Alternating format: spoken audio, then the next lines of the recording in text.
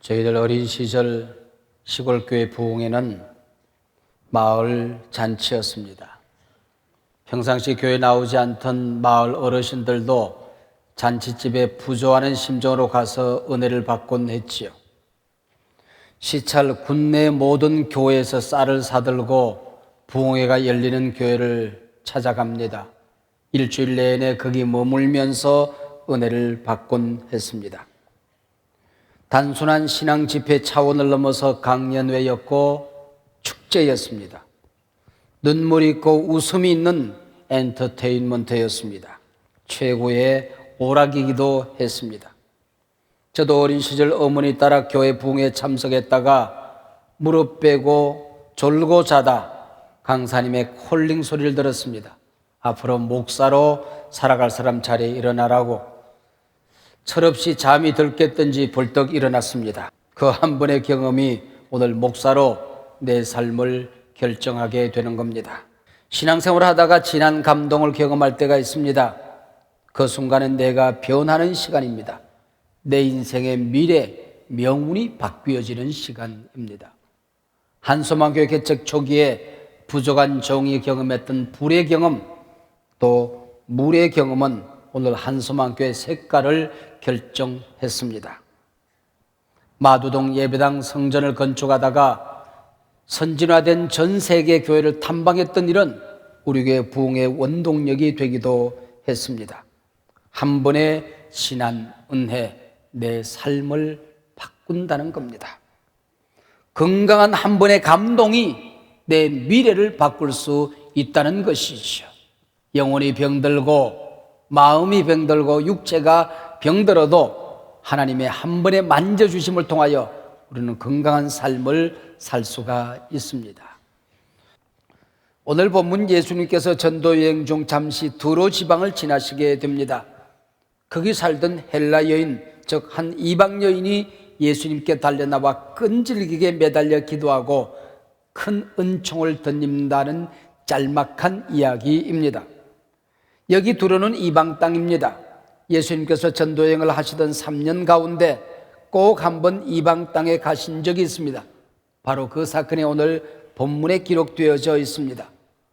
복음이 예루살렘의 벽을, 유대의 벽을 넘어서 이방으로 돌아가는 전환점의 순간입니다. 한 번의 큰 감동, 한 번의 큰 믿음의 고백이 필요했던 것입니다. 여기 두로는 요세푸스의 글에 의하면 이스라엘 사람들에게 가장 나쁜 감정을 가진 사람들이 살던 땅이라고 합니다. 성경에서는 항상 두로와 함께 시돈이 나옵니다. 옆 동네 시돈은 악녀 이세벨의 고향이기도 합니다. 더더구나 이스라엘 사람들이 더럽다고 상종도 하지 않던 스로보닉의 여인이 예수님께 나와 딸이 더러운 귀신에 걸려 고생한다고 부르짖습니다. 오늘 본문 바로 이런 악조건 속에서 펼쳐지는 사건입니다. 한 번의 그 진한 감동을 위해서라고 한다면, 내 인생의 명운을 바꾸어주는 진한 감동을 위해서라고 한다면 삶의 상황, 때로는 악조건을 이겨내라는 것입니다. 한 걸음 더 나아가 복음에는 여러분이 만나는 부딪히는 어떤 악조건도 이겨낼 수 있는 능력이 있다는 것을 선포하는 것입니다. 이런 상황에서 이방 여인과 이스라엘 서로 감정이 좋지 않습니다. 딸이 더러운 병에 걸렸다고 소리를 지릅니다. 이 유대인 예수께 이런 여인이 나온다는 건 파격적인 일이지요. 또한 예수님께서 이런 여인을 만나는 것도 파격입니다. 이 여인은 예수님에 관한 소문을 들었습니다. 예수를 만나면 누구든지 병든 자가 낫는다 하더라. 걷지 못하던 자들이 걷는다 하더라. 보지 못하던 자들이 본다 하더라. 죽은 자도 살아나고 귀신 들린 자가 자유함을 얻는다 하더라. 그렇다면 이건 기회다. 예수님 만나면 문제는 해결되어진다. 내 곁에 예수님의 발길을 멈추게 할 수만 있다고 한다면 새로운 역사를 나는 경험할 수 있다고 이 여인은 믿었습니다. 언제나 그렇습니다. 예수님의 발길이 머무는 곳에는 기적이 일어났습니다. 새로운 역사가 일어났습니다. 여러분의 곁에 예수님이 머물면 온 천지가 매달려도 해결되지 않은 문제, 우리 주님이 한 번만 만져주시면 여러분 가운데 새로운 의미 있는 변화들이 반드시 일어나게 될 것입니다. 예수님 지나가신다, 성령이 임하신다, 교회가 특별한 기도를 하고 계획을 하고 은혜의 자리를 만들었다. 이것은 우리가 달라질 수 있는 기회가 된다는 것이죠. 오늘 마가복음의 본문과 동일한 사건을 다루던 마태는 여기 이방 여인이 예수를 만나 은혜를 입기까지는 많은 장벽이 있었음을 전해줍니다. 그 첫째가 사람의 장벽입니다. 이방 여인이 사람들을 밀치고 예수님께 나와 딸 좀 살려달라 애원합니다. 근데 예수님께서 아무런 반응이 없습니다. 제자들은 이 여인을 밀쳐냅니다. 이분이 소문으로 듣던 바로 그 예수란 말인가? 제자 공동체의 소문의 모습과는 너무나도 다른 냉정한 침묵의 벽에 부딪히게 되는 것입니다. 이분이 메시아란 말인가? 이분이 하나님의 아들인가? 이분이 사랑의 주님이란 말인가? 얼마든지 실망하여 돌아설 수 있는 상황이었죠. 그러나 기억하십시오. 나는 힘들어 죽겠는데 하나님으로부터 아무런 반응이 없을 때에, 울부짖고 매달려 기도하는데도 하나님으로부터 아무런 응답이 없을 때에, 바로 이 순간은 여러분의 믿음이 자라야 할 시간이라는 사실을 카라는 신학자는 말했습니다. 예수님, 이방 여인의 믿음이 자라기를 지금 기다리고 계시는 것이다. 때로 여러분들이 기도해도 응답이 없을 때에, 삶의 상황이 어려워져 갈 때에, 바로 그때는 내가 믿음이 자라야 되는 시간이구나. 믿으면 틀림이 없습니다.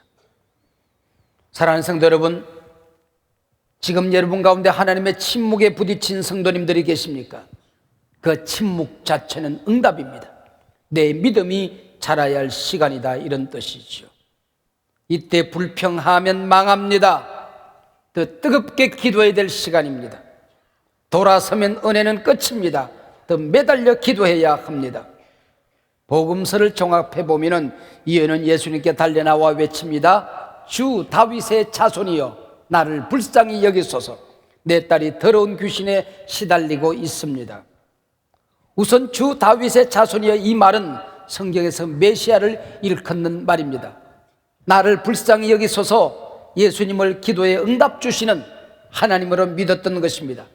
내 딸이 귀신 들렸나이다, 나의 모든 아픔을 숨기지 않고 쏟아 놓겠다는 믿음의 자세였습니다. 이쯤 되면 우리 예수님 이제 되었다고 여인을 받아주실 듯도 하지 않습니까? 그러나 여전히 예수님 침묵합니다. 예수님의 귀는 언제나 부르짖는 사람들의 그 목소리를 듣기 위해서 열려진 귀가 아니었습니까? 우리 예수님의 입술은 언제나 위로하기 위하여 준비된 치료의 능력 갖춘 입술 아니었습니까? 우리 예수님 손은 언제나 아픈 자, 병든 자, 심지어 나병 환자 어루만지기 위해 준비된 치료의 손은 아니었습니까? 근데 왜 유독 이 불쌍한 여인에겐 예수님께서 침묵하고 있는 것일까요? 응답이 지연될 때, 여러분의 삶의 상황이 점점 더 어려워져만 갈 때에, 매달려도 무거운 장벽이 여러분 앞을 가로막고 있을 때에, 믿음 방정식에 의하면 이 순간은 뭘 해야 되는 시간이라고요? 기억나니? 믿음이 자라야 되는 시간, 내 믿음이 자라야 되는 시간이란 말입니다. 예수님의 무거운 침묵, 제자들의 차가운 냉대 앞에 이 이방 여인은 포기하지 않습니다. 오늘 본문 25절, 예수의 발 아래 엎드려 울부짖습니다. 그러나 예수님은 더욱 차갑게 대하십니다. 자녀의 떡을 취하여 개들에게 던짐이 마땅치 아니하다. 여기 엎드려, 이 말은 계속 용법입니다. 한번 엎드리고 말았다는 것이 아니고 발로 걷어차면 또 앞으로 은검은검 기어가 엎드립니다. 누군가 밀쳐내면 포기하지 않고 또 앞으로 달려나가 엎드렸다는 얘기입니다. 예수님의 만져주심이 있을 때까지 포기하지 않겠다. 내 기도에 응답이 올 때까지 나는 매달리겠다. 나는 구하겠다, 주실 때까지. 나는 찾겠다, 찾을 때까지. 나는 그 문 두드리겠다, 그 문 열릴 때까지. 여러분 가운데 아픈 사연, 누구하고도 의논할 수 없는 가슴 아린 사연을 안고 오늘 오신 분 계십니까? 막다른 골목에서 갈 길 알지 못하여 방황하시는 분 계십니까? 매달려도 부러지져도 차가운 침묵만 여러분 앞을 가로막고 계신 분 계십니까? 바로 그때가 더욱 뜨겁게 기도해야 될 시간입니다. 이미 응답은 준비되어져 있습니다. 여러분이 포기하지 않으면, 뒤로 물러가지 아니하면, 낙심하지 아니하면 반드시 응답은 준비되어 있는 것입니다. 자녀의 떡을 취하여 개들에게 던짐이 마땅치 아니하도다. 여러분, 해도 너무한 말씀 아닙니까? 너는 개다. 개 같은 이방 여인의 기도에 응답할 겨를이 없다. 만약 우리가 이런 상황에 부딪혔다고 한다면 여러분, 계속해서 믿음 생활할 수 있겠습니까? 주님 앞에 기도할 용기가 있습니까? 한 마리 개가 되어서라도 당신의 은혜를 받을 수만 있다면 난 좋습니다. 이 믿음을 주님 앞에 보여드릴 수 있냔 말입니다. 여기 예수님의 유모가 있습니다. 헬라어로 개라는 말은 퀴온, 그렇게 되어 있어요. 이 퀴온이라는 말의 축소형, 그리고 여기다가 작아지는 의미를 붙이면 퀴나리온이 됩니다. 그러면 반려동물, 애완견 강아지가 되는 것입니다. 퀴나리온, 반려동물 애완견이란 말입니다. 우리 예수님께서 이 여인을 향하여 길거리를 배회하고 있는 더러운 한 마리 개가 아니라 퀴나리온, 반려동물 애완견이라고 말할 때 이 여인은 빙그레 웃고 있는 것입니다. 예수님의 응답으로 받아들인 것이죠. 이 얼마나 건강한 성품입니까? 얼마나 높은 자존감을 지닌 여인입니까? 이미 나를 가족의 일원으로 받아주셨다 믿었던 것입니다. 이때 마타는 소리 질러 기도했다는 것입니다. 여기 소리 질러라는 말은 대단히 재밌는 말입니다. 까마귀가 쉰 목소리로 끈질기게 부르짖는다는 뜻입니다. 배고픈 한 마리 까마귀가 울고 또 부르짖어서 목이 쉬어서 그래도 포기하지 않고 깍깍깍깍 소리를 지른다, 이런 뜻을 가지고 있습니다. 예수님이 이미 내 기도를 들으셨다. 주님이 나를 가족의 일원으로 받아주셨다. 예수여, 다윗의 자손이여, 내 딸을 고쳐 주시옵소서, 울부짖었다, 이런 뜻을 가지고 있습니다. 루터가 종교개혁을 일으키고 한창 운동을 하고 있을 때 수많은 공격에 부딪히게 됩니다. 절망스러운 상황은 하루가 다르게 날로 중첩되어져 왔습니다. 너무나도 몸과 마음이 지치고 피곤해서 혼자서 조용히 식사를 하고 있는데 집에 있던 강아지 한 마리가 안감안감 와서 루터의 숟가락을 올려다보고 있습니다. 고기를 썰면 그것을 쳐다보고 있다가 포크가 올라가면 눈은 따라 올라갑니다. 그리고 내려오면 다시 눈이 내려와요. 그리고 조그마한 밥 한 숟가락을 들면 그걸 침을 흘리며 쳐다봅니다. 그리고 숟가락이 올라가면 또 눈 따라 올라와요. 내려오면 또 내려오고. 그래서 고기 한 점을 썰어서 탁 던졌더니 쏜살같이 달려가서 뒷발로 버치고 앞발로 딱 받아서 먹습니다. 그걸 보면서 눈물이 루터가 핑 돌았습니다. 하나님의 은혜가 필요해요. 하나님의 위로가 필요해요. 이 강아지가 받아 먹었던 조각 하나, 고기 조각 하나처럼 하나님의 은혜가 필요해요. 날 좀 도와주세요. 기도하는 장면이 나옵니다. 이방 여인의 믿음을 보여주는 절정의 말씀이 오늘 본문 28절에 나옵니다. 주여, 올소이다마는 상 아래 개들도 아이들이 먹던 부스러기를 먹나이다. 주여, 올소이다마는 상 아래 개들도 아이들이 먹던 부스러기를 먹나이다. 주여, 올소이다. 당신이 하시는 일이라면 뭐든지 올소이다. 내가 이해가 안 되지만, 내 마음과 감정은 받아들일 수 없지만은, 내 삶의 상황은 용납이 안 되지만 당신이 하는 일이라면 올소이다. 나를 사랑해서 하는 일이라면 올소이다. 거절한다 할지라도 당신이 하신 일이라면 올소이다. 응답이 지연된다 할지라도 당신이 하는 일이라면 올소이다. 당신이 저를 향하여 한 마리 개라 하신다 할지라도 올소이다. 항변하지 않는 믿음입니다. 현대인들은 너무 똑똑하여 너무 쉽게 불평합니다. 항변합니다. 비판합니다. 자기 자신이 자신에게 속고 있는 것이죠.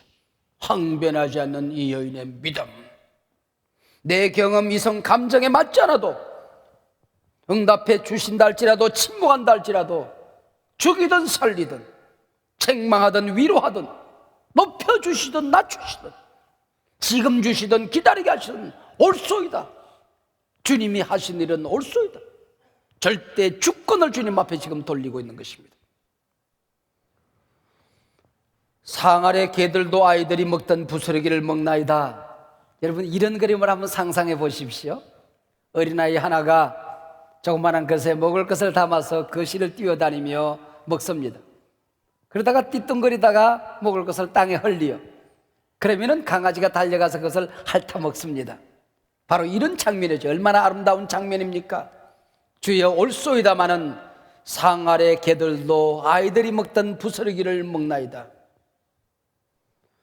하나님의 부스러기 한 토막이면 내 아이들이 낫겠나이다는 믿음입니다.